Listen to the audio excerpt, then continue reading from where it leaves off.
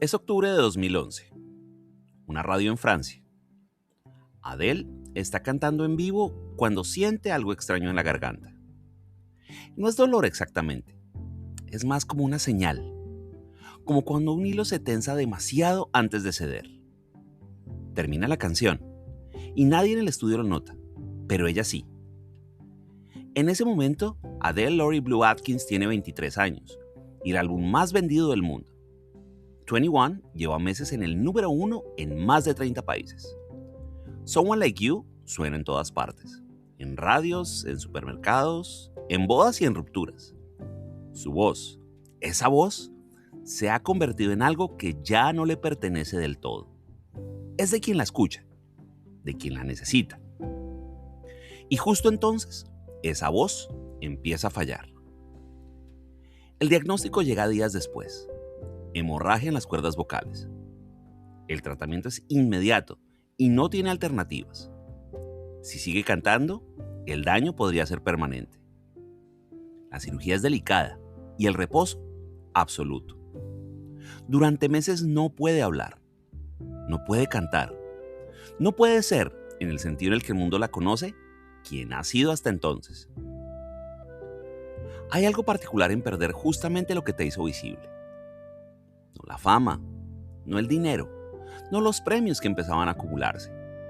La voz, el instrumento que precedió a todo lo demás, que existía antes del primer contrato, antes del primer álbum, antes de que alguien decidiera que valía la pena escucharla. Adele aprendió a cantar antes de aprender a gestionar el dolor, antes de aprender a gestionar la fama, antes incluso de aprender a gestionar la ausencia. La del padre que se fue cuando tenía 2 años, la de una infancia que se construyó sobre lo que falta. Esa capacidad de convertir la carencia en canción no fue una estrategia, fue lo único que sabía hacer. Y ahora, en silencio, sin poder emitir ni una nota, tenía que aprender algo distinto. Esperar.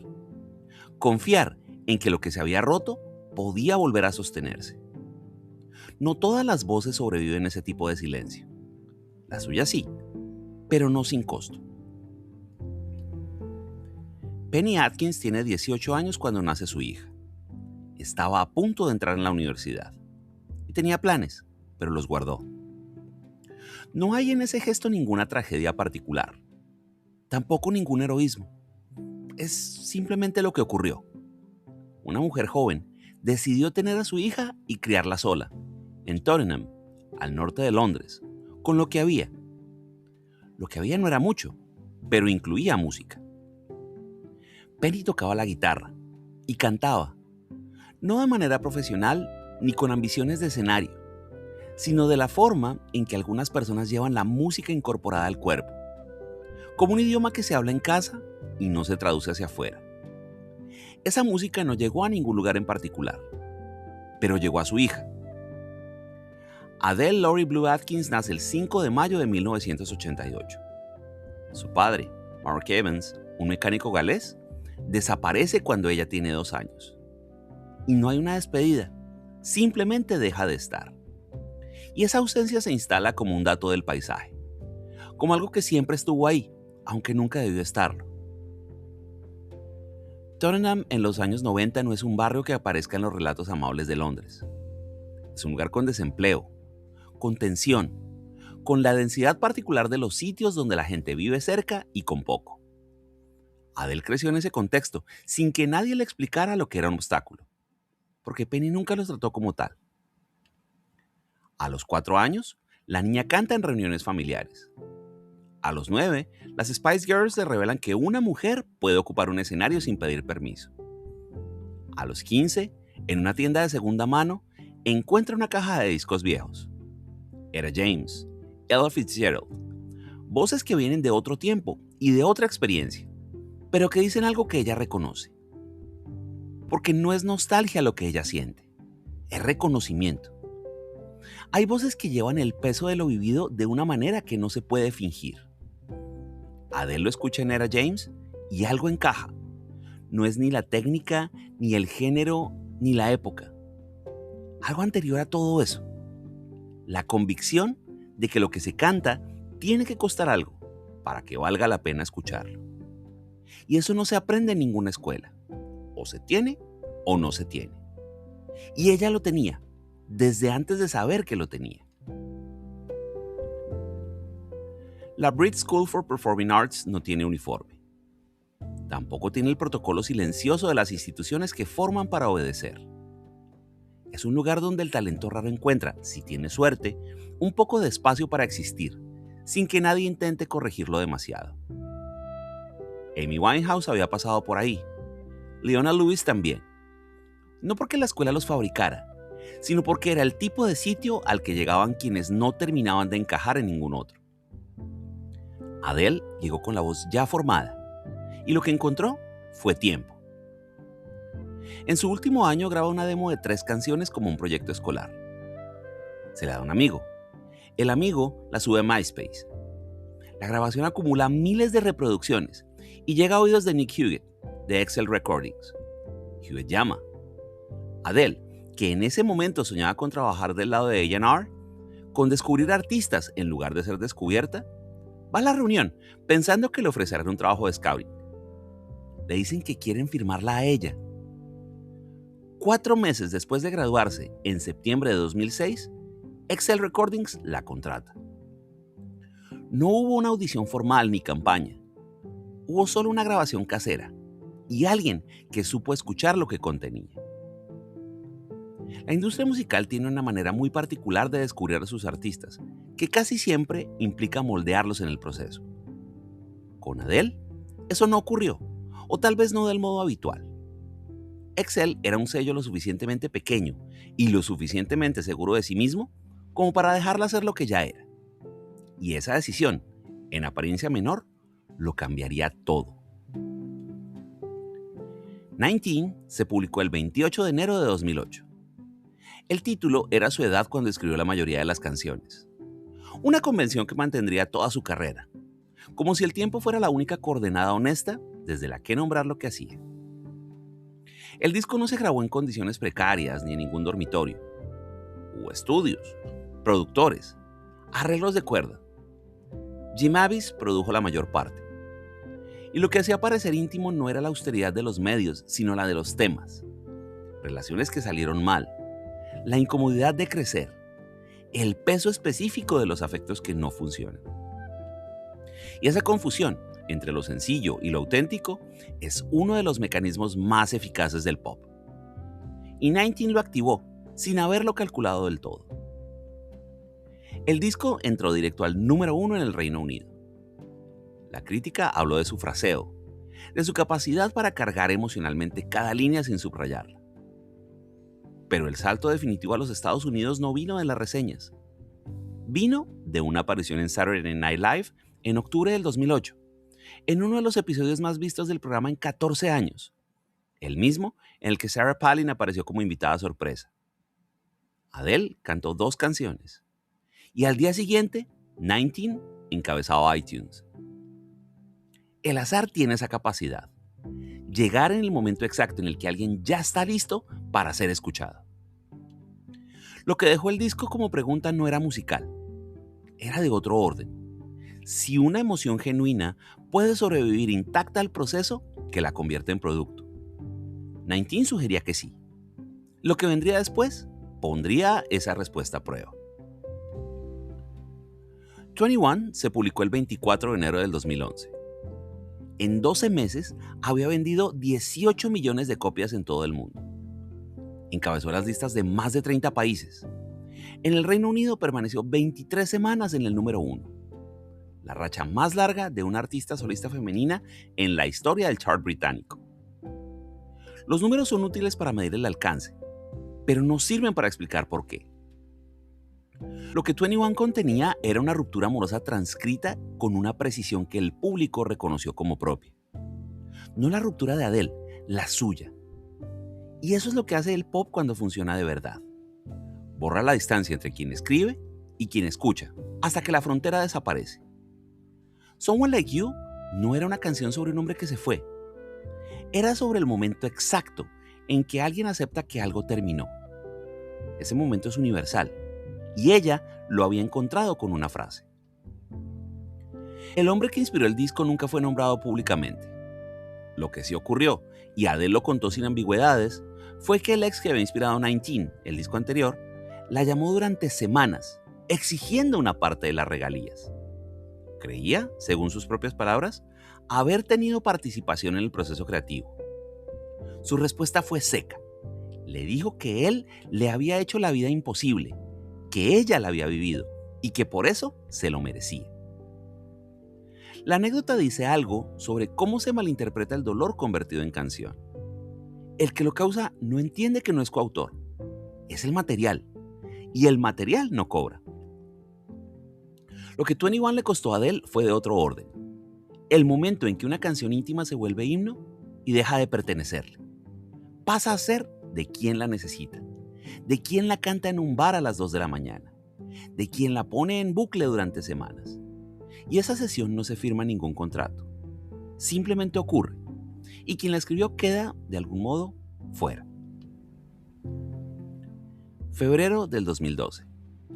Karl Lagerfeld, director creativo de Chanel, habla con la revista Metro y menciona a Adele.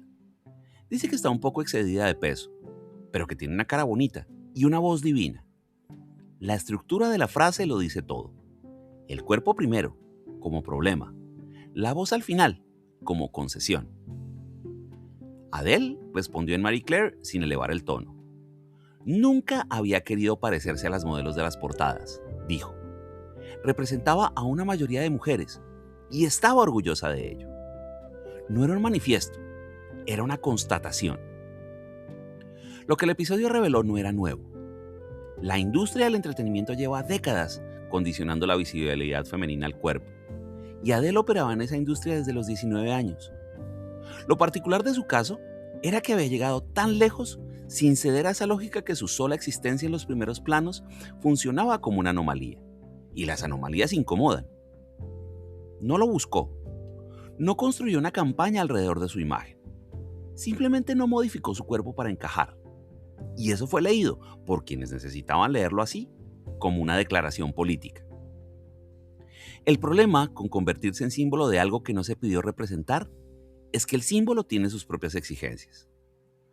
Años después, cuando Adele decidió cambiar sus hábitos físicos y adelgazó de manera visible, una parte del público que la había convertido en emblema de aceptación corporal sintió algo parecido a la traición. Como si su cuerpo les perteneciera, como si hubiera roto un pacto que ella nunca había firmado. Su cuerpo siempre fue tema de otros.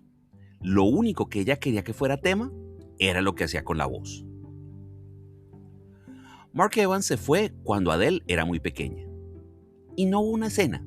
Simplemente dejó de estar, volvió a Gales y la ausencia se instaló como un dato permanente del paisaje. Años después, cuando su hija se convirtió en la cantante más vendida del mundo, Evans reapareció. No para pedir perdón, para vender entrevistas a la prensa, fotografías de infancia, declaraciones sobre la vida íntima de alguien que no le había dado permiso para hablar. Adele lo dijo sin rodeos. Si alguna vez lo veía, le escupiría en la cara. En 2013 se supo que Evans tenía cáncer de intestino. Declaró públicamente que temía morir sin conocer a su nieto Angelo, que quería recuperar a su hija, que todo había sido un malentendido. Adele, en los Grammy de 2017, dijo desde el escenario que amaba a su representante como amaría a un padre, y añadió, mirando a cámara, no quiero a mi padre, eso es todo. Lo que ocurrió después es más difícil de narrar con precisión, porque pertenece a un registro distinto. Antes de que Evans muriera en mayo del 2021, Adele fue a verlo a Gales, y lo que se dijeron es suyo. Lo que ella contó después, en una conversación con Oprah Winfrey, fue que entendió algo que no había podido entender antes, que el alcohol le había robado a su padre tanto como se lo había robado a ella, que se perdonaron, que encontraron algo parecido a la paz. No le devolvió la infancia ni deshizo nada, pero estuvo ahí. Hay actos que no son reconciliación ni son perdón en el sentido limpio de la palabra. Son algo más pequeño y más difícil. La decisión de no dejar que alguien muera sin haberle dicho lo que había que decir. La hemorragia no fue un evento único, fue una acumulación. En mayo del 2011, durante una llamada de Skype, la voz simplemente se apagó, como si alguien hubiera bajado un interruptor. En los conciertos que siguieron, Adele describió sentir algo que se rasgaba en la garganta. Los médicos en el Reino Unido le ordenaron reposo, pero ella siguió de gira. El 7 de noviembre de 2011, el doctor Steven Seitels la operó en el Massachusetts General Hospital de Boston. El procedimiento duró 1 hora. Un láser de precisión para extirpar un pólipo benigno y cauterizar los vasos sanguíneos rotos. Seitels había realizado cirugías similares en Steven Tyler y Roger Daltrey. Era técnicamente rutinario, pero para ella no lo era. Durante noviembre y diciembre no pudo hablar. Nada. Ninguna nota, ninguna conversación y ningún sonido que no fuera imprescindible. 2 meses en los que la voz que sostenía su carrera, su identidad pública y su manera de estar en el mundo no existía. El 12 de febrero del 2012, Adele subió al escenario de los Grammy. Ganó 6 premios, incluyendo Álbum del Año. Al agradecer uno de ellos, mencionó al Dr. Seitels por devolverle la voz. Y luego cantó, y el público se puso de pie. Pero la historia no terminó ahí. En 2017, en los últimos conciertos de su gira mundial, volvieron los problemas. Tuvo que cancelar las 2 fechas finales en el Wembley Stadium. Seitels fue consultado por la prensa, pero no confirmó si estaba tratándola de nuevo. Hay algo que esa recurrencia dice con claridad. La voz no es un instrumento que se repara una vez y queda intacto. Es un tejido vivo, sometido a tensión constante. Y Adele lo sabía desde el 2011. Cada concierto después de eso cargaba ese conocimiento. La fragilidad no desapareció con la cirugía. Se volvió parte de lo que cantaba. Hay una contradicción en el centro de la carrera de Adele que rara vez se nombra con claridad. La artista cuya propuesta entera descansa en la autenticidad emocional es, al mismo tiempo, alguien a quien el escenario le produce terror. Y no es una metáfora, es literal. En una entrevista con Rolling Stone en 2011 lo describió sin adornos. En un show en Ámsterdam, el pánico fue tan intenso que salió corriendo por una salida de emergencia antes de que empezara. En Bruselas, vomitó sobre alguien del público. Y tiene ataques de ansiedad con frecuencia. No le gusta hacer giras. Le aterra que quien paga una entrada salga pensando que el disco era mejor. Esta última frase es la que más dice. El miedo no es al fracaso técnico, es al desencanto, a que la ilusión de intimidad que construyó en el estudio no sobrevive al contacto con miles de personas mirándola a la vez. Para manejarlo, encontró un mecanismo que tomó prestado de Beyoncé, un alter ego, y lo llamó Sasha Carter, mezcla de Sasha Fierce y June Carter Cash. Una figura que no conoce el pánico, que puede pararse en un escenario y sostener el peso de la expectativa, sin que las rodillas fallen. Adele entra al escenario. Sasha Carter canta.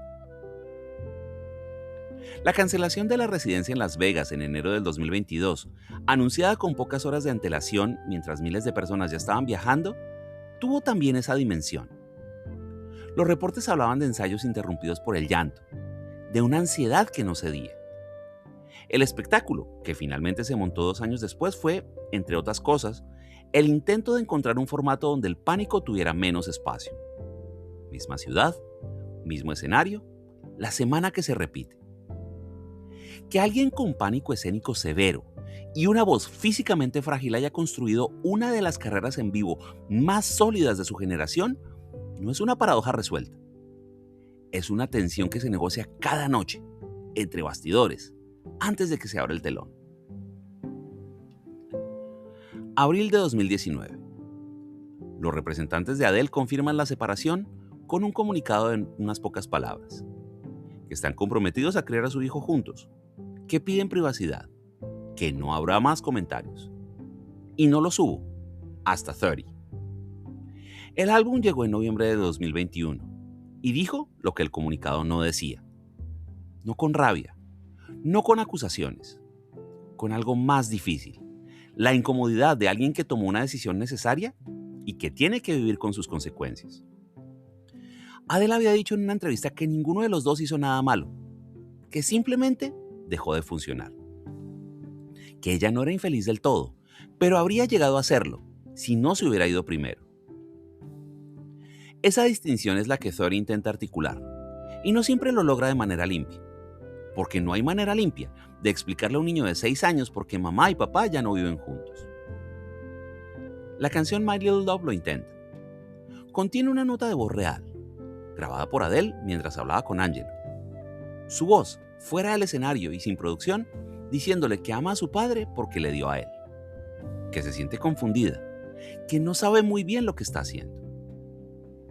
Es el momento más expuesto del disco, y paradójicamente el más honesto, porque no está construido para sonar bien, está construido para ser verdad. La diferencia entre 21 y 30 no es de intensidad, sino de distancia. En 21, el dolor era inmediato, sin procesar, casi sin filtro. En 30 hay perspectiva. Hay alguien que mira hacia atrás y trata de entender, no solo de sentir. Esa distancia hace el disco menos urgente y más duradero. Menos himno y más documento. Simon Konecki vive cruzando la calle de la casa de Adele en Los Ángeles. Ella lo compró para que Angelo pudiera moverse entre los dos, sin que eso significara un viaje. Hay decisiones que no caben en una canción, y esa es una de ellas.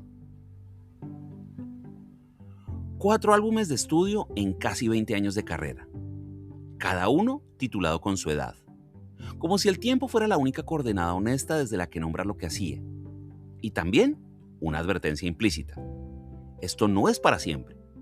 Esto es lo que había entonces.